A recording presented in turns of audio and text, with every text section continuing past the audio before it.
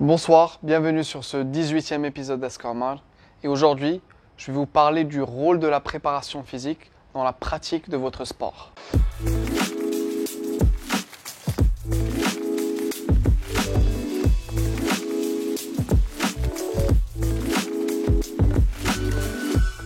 Plusieurs personnes qui pratiquent déjà un sport comme le foot, le tennis, le BJJ ou encore le crossfit arrivent à un moment où ils pensent que faire une préparation physique spécifique va impacter directement leur performance dans leur sport. Alors pour aborder ce sujet, il faudra déjà distinguer certains cas de figure.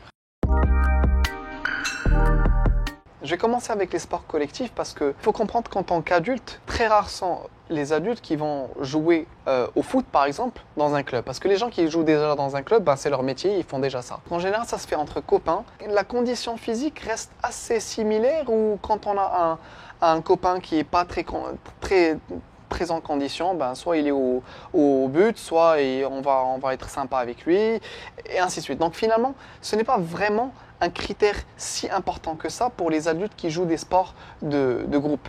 En revanche, si on prend les sports individuels comme le tennis ou le BJJ, eh bien, le manque de conditions physiques peut devenir un élément discriminant. Alors à titre d'exemple, on va prendre le BJJ.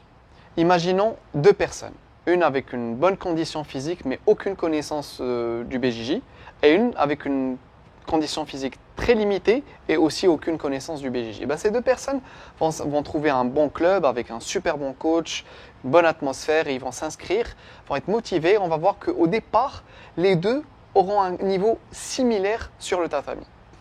Alors, au bout de 3, 4, voire 6 mois, on va voir que la personne qui avait une condition physique de base va juste progresser d'une manière assez impressionnante comparée à l'autre personne.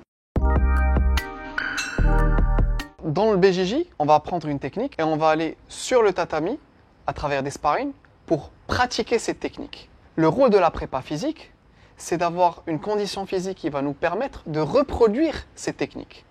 Il ne faut surtout pas être en mode survie. C'est-à-dire qu'il faut être complètement lucide, car le but est que la technique soit exactement la même de sparring en sparring. Sinon, ça devient des techniques différentes. Et ça, c'est applicable à tous les sports.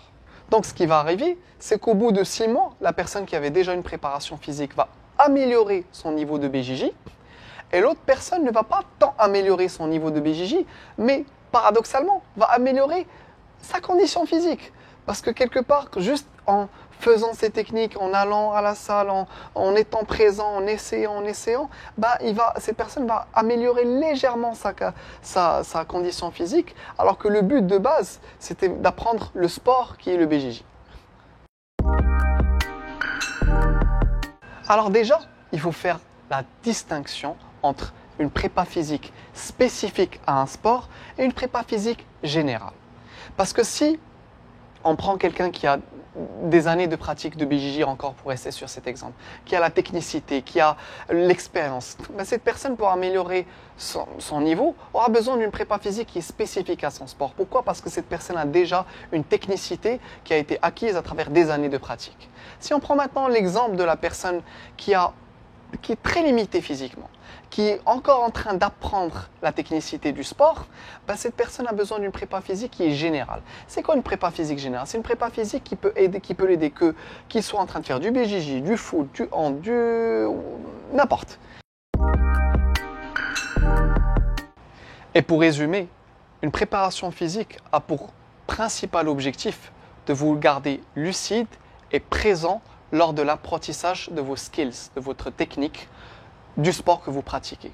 Car en fin de compte, la seule chose qui va vraiment vous pousser vers la progression, c'est votre sport et la pratique de ce sport. Encore faut-il avoir le corps qui va récupérer de cette pratique et qui va pouvoir être présent, fully functional, à chaque session. Merci d'avoir suivi cet épisode. N'hésitez pas à me poser vos questions sur ce topic ou sur un autre. Et d'ici là, je vous dis à la semaine prochaine.